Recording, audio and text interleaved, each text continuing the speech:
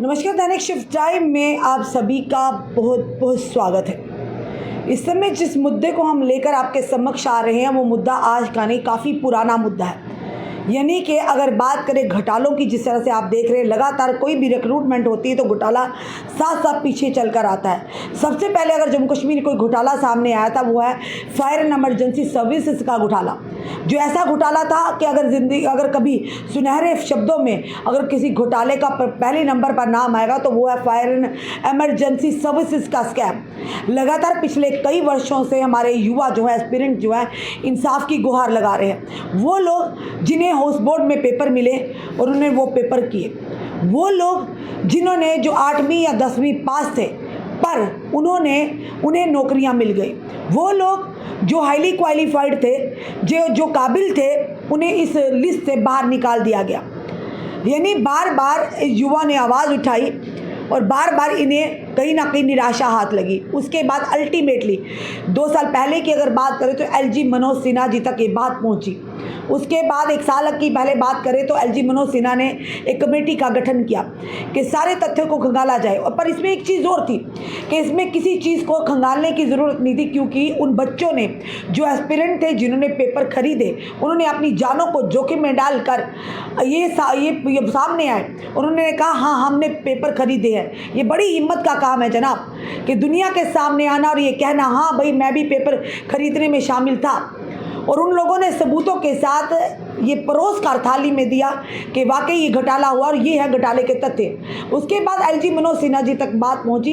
LG Manoj Sinha जी ने आश्वासन दिया कि ज़रूर इंसाफ होगा और उन घोटालाकारियों के चेहरों को बेनकाब किया जाएगा, जिन्होंने कई हज़ारों युवाओं के भविष्य को ताक पर रखकर उन लोगों को जगह दी जो कहीं ना कहीं काबिल नहीं थे, जो इस एलिजिबल नहीं थे, उन्हें इस लिस्ट में शामिल किया गया। आज भी युवा इतने सालों से, लगातार 7 से 8 सालों से लगातार लगा रहे हैं। पर वहीं पर जब कमेटी का गठन किया एलजी मनोज सिन्हा जी ने, उन्होंने आश्वासन दिया कि इंसाफ ज़रूर होगा।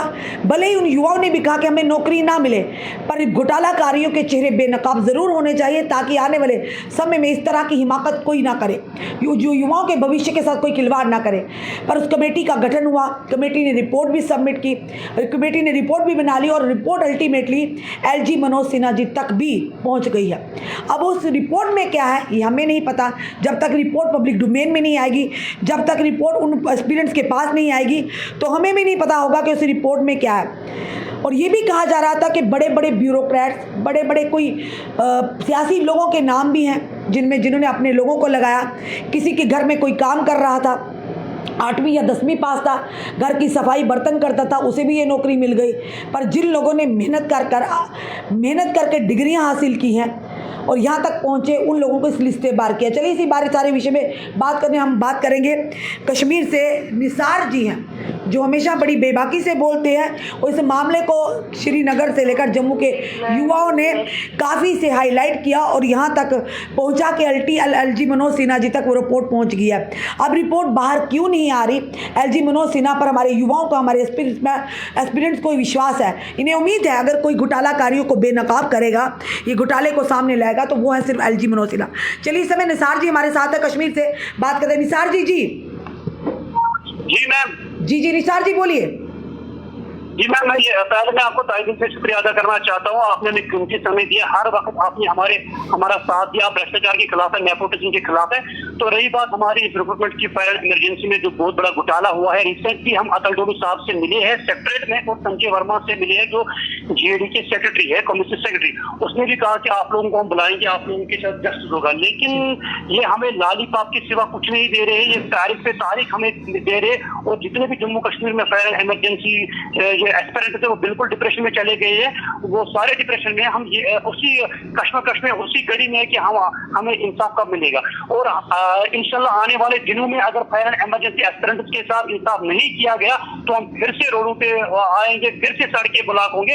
हम आपके चैनल के वसादत पे एलजी मनोज सिन्हा साहब तक ये बात पहुंचाना चाहते हैं कि हम रिसेंटली अतुल डोलू साहब से मिले और संजय वर्मा साहब से मिले। उन्होंने कहा कि जो रिपोर्ट है वो बिल्कुल सबमिट हुआ है, एलजी ऑफिस में सौंपा गया है और एक्सेप्टेंस के लिए।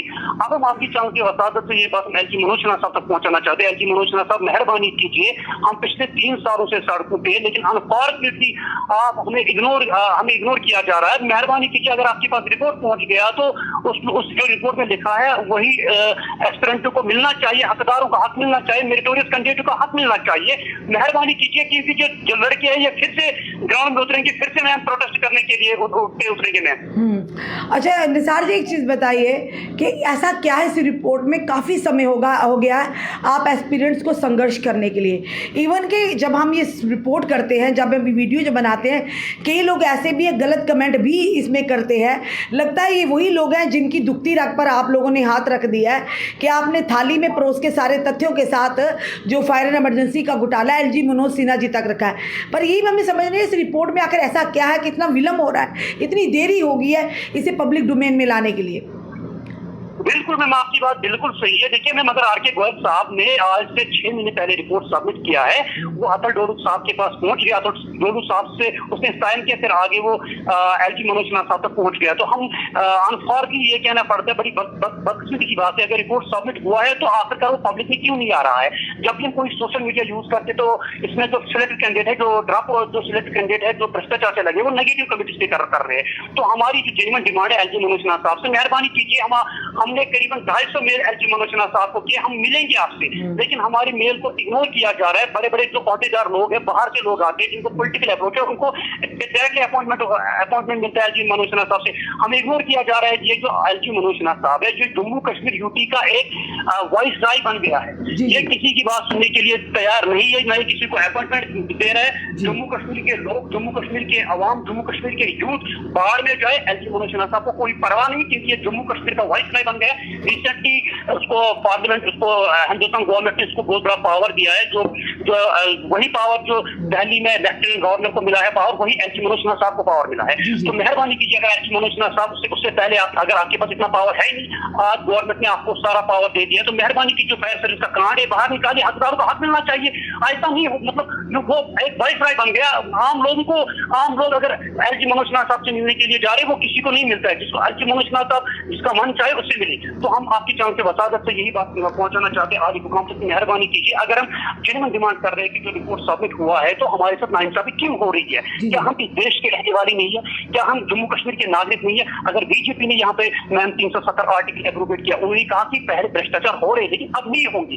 जब 370 आर्टिकल यहाँ पे रिवोक किया, जब यूटी बन गई, तो पहला काम मंजर आम पर है फायर एंड इमरजेंसी। और खासकर मैं रविंदर रैना का बहुत बड़ा शुक्रगुजार हूँ। मैंने आपने भी उसको इंटरव्यू किया है, तो उसके अंदर जमीर जिंदा है, तब भी उसने कहा कि इन एस्पिरेंट्स के साथ नाइंसाफी हुई, इनको इनका होना चाहिए। लेकिन अनफॉर्चुनेटली ये कहना पड़ता है, रविंदर रैना जो है वो दिल का साफ बन गया है, लेकिन बीजेपी के बड़े बड़े नेता है, वो रविंदर रैना साहब की बात सुनने के लिए तैयार नहीं है। वहीं पर अगर बात करें निसार जी, एडवोकेट अभिनव शर्मा जिन्होंने बड़ी बेबाकी के साथ इस मुद्दे को उठाया था और तथ्यों के आधार पर और कानूनी जो दो पेज से टेक्निकल जो बातें थी उनको लेकर भी उन्होंने एलजी एडमिनिस्ट्रेशन से गुहार लगाई थी कि आपका अधिकार है जो उन्हें मिलना चाहिए। और साथ ही साथ इस रिपोर्ट को सामने ज़रूर आना बड़ा ही ज़रूरी है, ताकि लोगों का, बच्चों का भविष्य और बच्चों का विश्वास ताक पर है।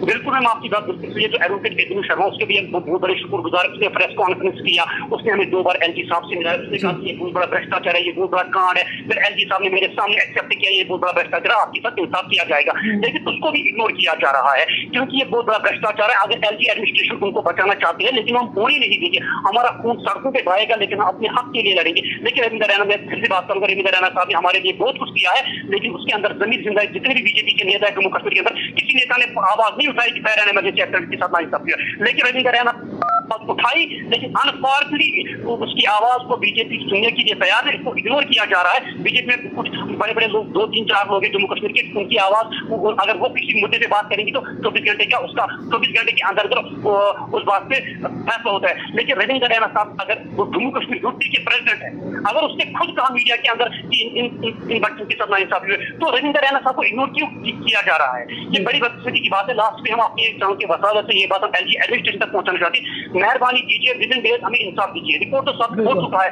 तो आप पिछले 3 सालों से सड़कों पे है, तो मेहरबानी कीजिए एलजी मनोज सिन्हा साहब, हमें इंसाफ दीजिए, हकदारों का हक मिलना चाहिए। अगर with in days fire and emergency accident के साथ इंसाफ नहीं किया गया तो हम सड़कों पे उतरेंगे, हम मरने और मिटने के लिए तैयार है। हमने कफन बांधा है, हम मौत से नहीं डरते, क्योंकि हम अपने हक पे है। अगर हमारा भाई भी, गीता बाइबल कुरान में भी लिखा है, अगर आपका भाई भी हक खाए तो छोड़ो मत, अपना हक ले लो। हम अपने हक के साथ मरते दम तक, आखिरी सांस तक हम लड़के रहेंगे। मैम जी धन्यवाद निसार जी हमारे साथ जुड़ने के लिए।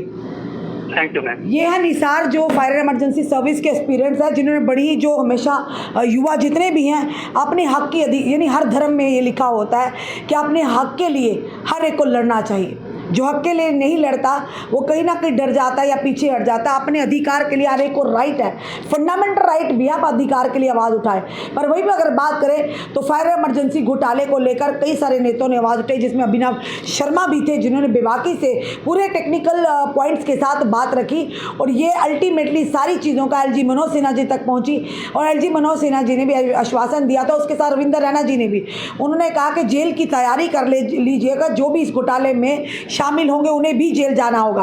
अब कब जाएंगे जेल, कौन है वो लोग, ये तो पता होना चाहिए। फिलहाल एलजी मनोज सिन्हा जी तक जो चीफ सेक्रेटरी अतुल जी ने जो इन युवाओं को आश्वासन दिया कि रिपोर्ट जो है एलजी मनोज सिन्हा जी तक पहुंच चुकी है, एक्सेप्टेंस की बस यानी कि दरकरार है। अब देखना ये है कि एक्सेप्टेंस कब मिलती है, क्या निकल कर सामने, आखिर रिपोर्ट में ऐसा क्या है जो अभी तक रिपोर्ट सामने नहीं आ पाई है। यानी कि सबसे बड़ा जम्मू कश्मीर की अगर बात करें स्कैम है तो फायर इमरजेंसी सर्विस स्कैम है। ये वो युवा पिछले 8 से 10 साल से लगातार आवाज़ उठा रहे हैं कि घोटालाकारियों को बेनकाब किया जाए, क्योंकि उन्होंने कई लाखों युवाओं की ज़िंदगी यानी कि उनके भविष्य को ताक पर रखकर उन लोगों को नौकरियां दी थी जो एलिजिबल नहीं थे, जो इस योग्य नहीं थे। एलजी मनोज सिन्हा जी खुद कहते हैं नौकरियां आज के दौर में मिलती है योग्य के आधार पर, और ये भी कहा था धारा 370 और 35 के एब्रोगेशन के बाद कि भ्रष्टाचार मुक्त करेंगे जम्मू कश्मीर। उन्होंने कहा था कि कश्मीर जो सियासी पार्टियां, कश्मीरी नेता, उन्होंने हमेशा जम्मू वासियों को पीछे रखा और उन्होंने हमेशा घोटाले किए बड़े बड़े, चाहे नौकरियों में के, चाहे अलग किसी प्रगति में कहे जम्मू कश्मीर की। तो वहीं पर ऐसा एक घोटाला जिसका पर्दाफाश होना बहुत ही ज़रूरी है और एलजी मनोज सिन्हा से बड़ी उम्मीदें हैं। एलजी मनोज सिन्हा जी, ये युवा आपकी तरफ नजरें गिराए हैं, क्योंकि एक आप वो व्यक्ति हो जिन्होंने ये नारा दिया था कि बेगुनाहों को छेड़ेंगे नहीं और गुनाहगारों को छोड़ेंगे नहीं।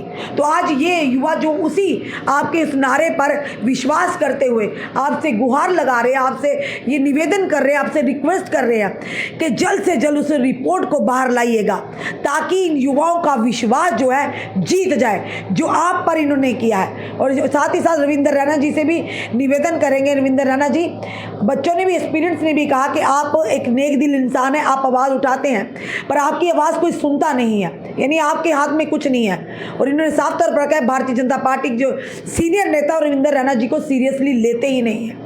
तो फिलहाल देखना यह है कि कब तक पब्लिक डोमेन में ये रिपोर्ट आती है, कब मिलता है in fire emergency services experience को इंसाफ। ये मजाक नहीं जनाब, इन्होंने अपनी जानों को जोखिम में डालकर वो तथ्य सामने लाए थे, जुटा कर लाए थे, जिसमें एक ही एरिया के 6-6 बच्चे, एक ही परिवार के 4-4 बच्चे, यानी साफ तौर पर नेपोटिज्म आपने देखा था, देखने को मिला, फेवरिज्म मिला, सब कुछ आपको देखने को मिला था इस फायर इमरजेंसी घोटाले में। हो सकता है बड़े बड़े ब्यूरोक्रेट्स इसमें शामिल हो सकता है बड़ी बड़ी पार्टियों के बड़े बड़े नेताओं के भी अपने इसमें लगे होंगे, पर उन युवाओं को क्या, जिन्होंने मेहनत कर कर हाईली क्वालिफाइड, जिन्होंने डिग्रियां हासिल की हैं अपनी मेहनत के बलबूते पर, तो आज वो कहीं ना कहीं निराशा उनके हाथ लगी है।